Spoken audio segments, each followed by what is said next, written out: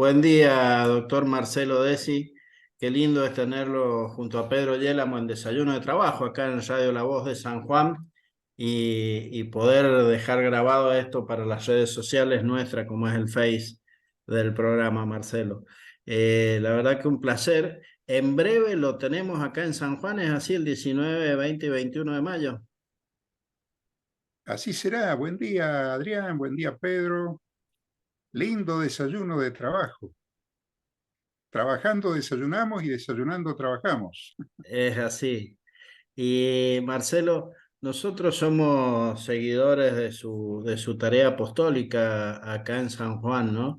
Y en esta oportunidad nos llama mucho la atención justamente lo que es el título de su presencia, del retiro espiritual que va a dictar, este llamado a encontrarnos con nosotros mismos, con Dios, con nuestros hermanos.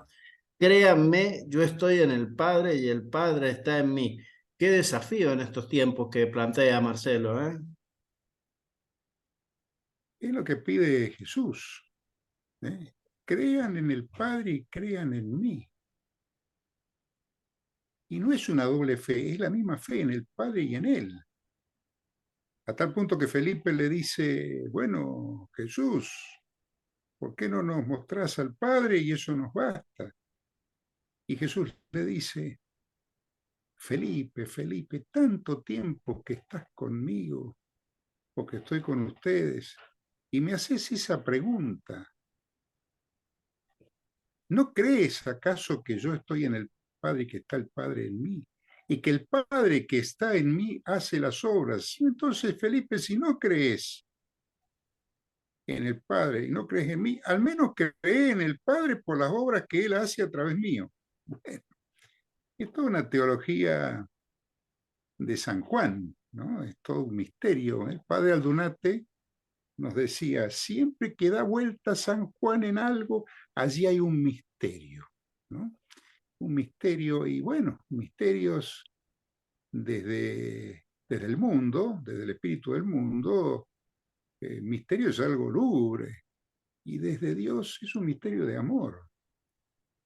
Por eso estamos llamados a creer en los misterios de amor que el Padre a través de Jesús nos brinda, nos da. Y es más, Él dice, yo le doy a conocer mis misterios al que yo se lo quiero dar a conocer. ¿Mm?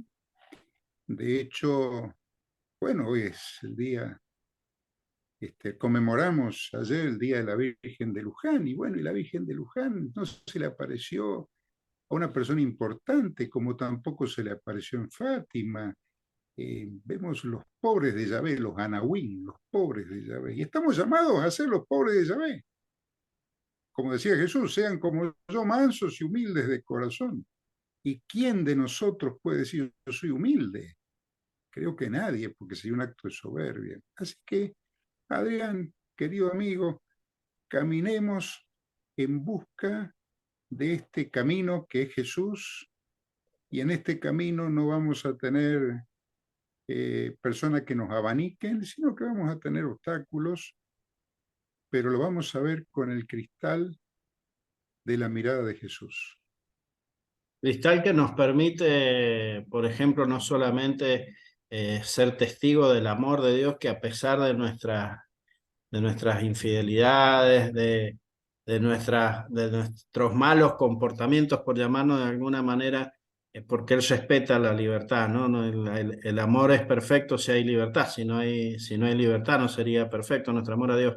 Pero ese cristal nos permite ver milagros a la luz de la ciencia también. Marcelo, usted que es psiquiatra y que en algún tiempo no creía, ¿no? Así es, muchos años sin creer, hasta que cuando el Señor a uno le hace poner el dedo en la llaga, el costado, como a Tomás, ahí se caen todos los ídolos. Y el problema muchas veces de la ciencia es que se idolatra la ciencia y se pierde de vista el primer mandamiento, que es precisamente Dios el que creó la ciencia no nació de un repollo. Entonces, y está escrito todo esto en la palabra que estoy diciendo, ¿no? En el Eclesiástico 38 está, o Sirácides 38. El Señor creó los remedios que brotan de la tierra, el hombre inteligente no los desprecia. Entonces, eh, la inteligencia que nos pide Dios es utilizar nuestras neuronas, como dice Santo Tomás. La gracia supone la naturaleza humana, utilizar nuestras neuronas y ofrecerlas para la gracia de Dios.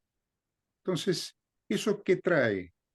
En un camino de iglesia, porque no hay otro camino, ¿no? Bueno, se va logrando un discernimiento, un separar el trigo de la cizaña. Y hasta lo que ayer era trigo, hoy puede llegar a ser cizaña. Y hasta lo que ayer era cizaña, hoy puede llegar a ser trigo. Este, Qué lindo, qué entiéndase, lindo. ¿no? Porque los ídolos se caen. Y sí, hay enfermedades, hay heridas, que el único que la puede sanar es el Espíritu Santo, es Jesús, Jesús vivo a través de su Santo Espíritu. La ciencia tiene techo, Dios no tiene techo. La asistencia tiene techo, Dios no tiene techo, Marcelo. Qué linda frase esta porque me da pie para preguntarle algo de lo que yo he sido testigo y le voy a contar a la audiencia.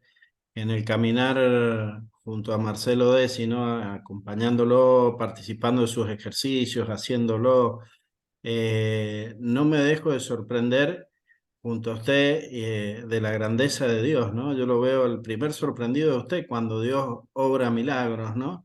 Y yo he visto, por ejemplo, y no lo podía entender a mi razón, pero lo entiendo al amor de Dios, la sanación de personas con problemas en los oídos, de personas con enfermedades complejas como un cáncer.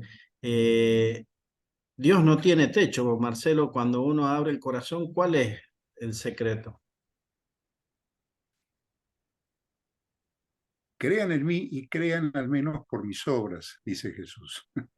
Volvemos al lema, ¿no?, del retiro.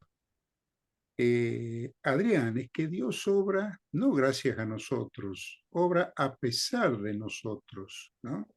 Entonces esto implica todo el mundo de los carismas, es decir, Marcelo, Adrián, yo te elegí para que veas con tus ojos lo que yo hago, no lo que nosotros hacemos, lo que Él hace. Y claro que nos sorprendemos, pero tremendamente cuando vemos la gloria de Dios, y no en un televisor, sino que lo vemos con nuestros ojos. Entonces los primeros sorprendidos somos nosotros. Bueno, ese es el no techo de Dios. Y lo que hay que aclarar es que no son contrapuestas la ciencia y la fe en absoluto. Son complementarias. Es decir, Dios creó la ciencia para que los hombres se maravillen, dice la palabra, ¿no? Eh, Dios tiene dos maneras de actuar. Una que es directa, hace los milagros, que es este no techo que vemos y que nos sorprende y que nos deja perplejos y que alabamos la gloria de Dios. Pero también alabamos la gloria de Dios a través de la ciencia, porque vemos cómo actúa la ciencia eh, glorificando a Dios. La ciencia sana, no, la ciencia no sana porque tiene techo, pero digamos que la calidad de vida es totalmente diferente cuando se recurre a la ciencia. Un diabético hace muchos años se moría como diabético, un cardíaco, etcétera, etcétera, cualquier patología. Bueno, hace muchos años ya y la ciencia sigue avanzando para que el hombre, hijo de Dios, a través de la ciencia, a través de la manera indirecta que Dios tiene de actuar, tenga una buena calidad de vida. Es más, el techo de vida, digamos, del hombre de hoy no es el mismo techo de vida que tenía en la época de Jesús.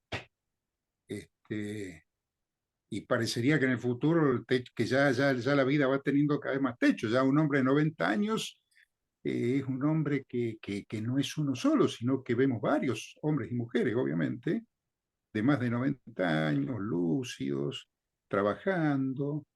Bueno, pero volviendo al eje, ¿sana la ciencia? No, no sana, pero alivia, alivia. Dios sana, y cuando Dios quiere sanar, sana. Esa es la pregunta por el millón. ¿Por qué sana uno y otro no? Volvemos al misterio de amor. ¿Eh? Como dice la palabra, esto no es porque ha pecado sus padres, no, esto es para que Dios se glorifique, para que se vea, digamos, la gloria de Dios. ¿Mm? Qué lindo esto y justamente, Padre Carlos Aldunate, y usted tenían una frase, ¿no? El que calla en los milagros le roba la gloria a Dios. Y esto se ve en los ejercicios finalmente, Marcelo, para aconsejar, porque en mi transitar me cruzo, ¿no? Con hombres y mujeres de negocios o con hombres y mujeres de la toma de decisiones en el mundo de las políticas públicas.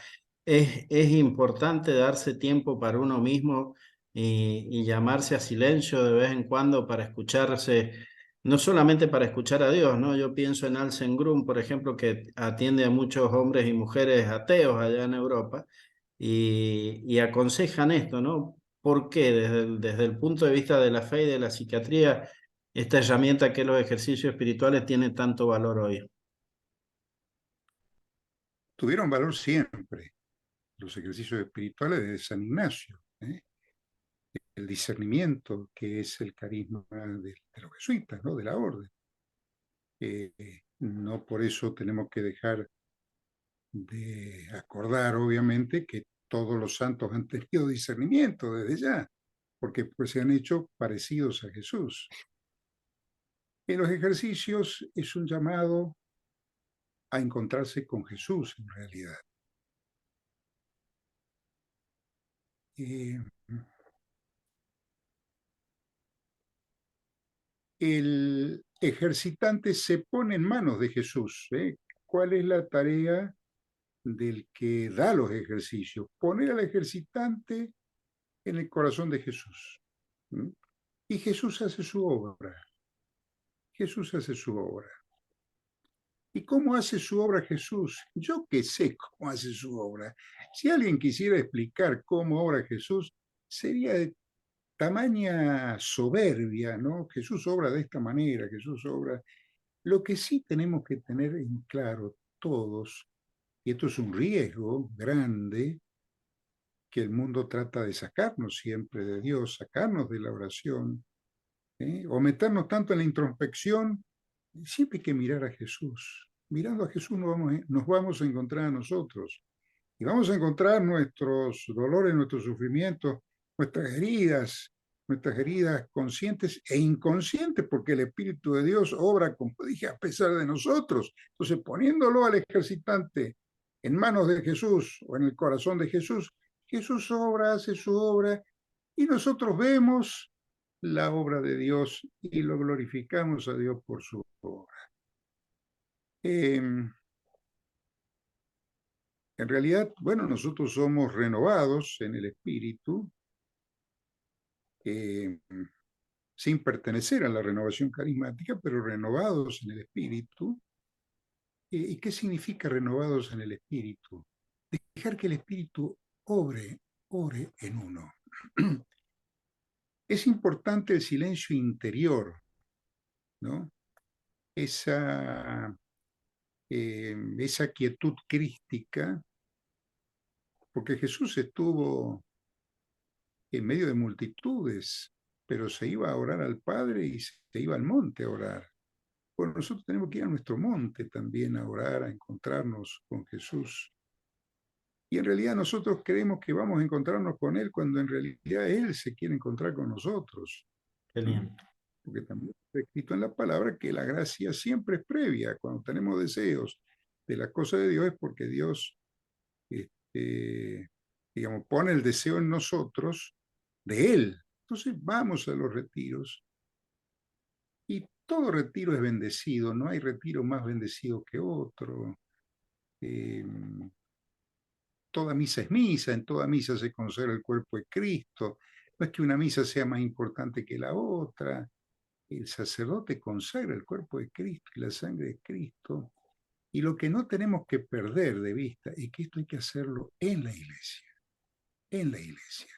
Esa es la trocha angosta, que con todos los errores que tenemos como iglesia, algunos, bueno, son indefendibles. Bueno, y sí, somos naturaleza humana. Tenemos los vicios capitales, todos tenemos los 7 vicios capitales, y bueno, quien más, quien menos, se, digamos, pelea la santificación a través de 1, 2, 3 o 4 o más vicios capitales que tiene que verlo y trabajarlo hasta cuándo, y a veces hasta el último día de su vida, de nuestras vidas. Bueno, pero una cosa es, entre comillas, pelear pelear nuestra naturaleza humana, digamos, de manera voluntarista o voluntaria, que pelearla con Cristo. ¿Mm? Que Pelearla con pelearla con Cristo. Cristo. Es Bien. decir, pelearla con Cristo es totalmente diferente. Me dice el apóstol, ¿no es cierto? Yo solo nada puedo, nada puedo. Pero todo, dice San Pablo, lo puedo en Cristo que me fortalece. Estamos hablando de San Pablo, que fue un asesino, lo mató Esteban, o estuvo allí digamos, en la pedrada que recibió Esteban y que recibió su muerte y que lo llevó a la muerte. Es decir, que Dios no hace acepción de personas y hasta el más asesino tiene la misma oportunidad que tenemos todos de cambiar de vida. Entonces, a un retiro la gente va en general, y eso también es un peligro, para sanarse. Y bueno, sí, digamos que eh, hay sanaciones, hay liberaciones, pero lo más importante es cómo sale uno de un retiro, porque allí comienza el retiro. ¿Y cómo sale uno de un retiro?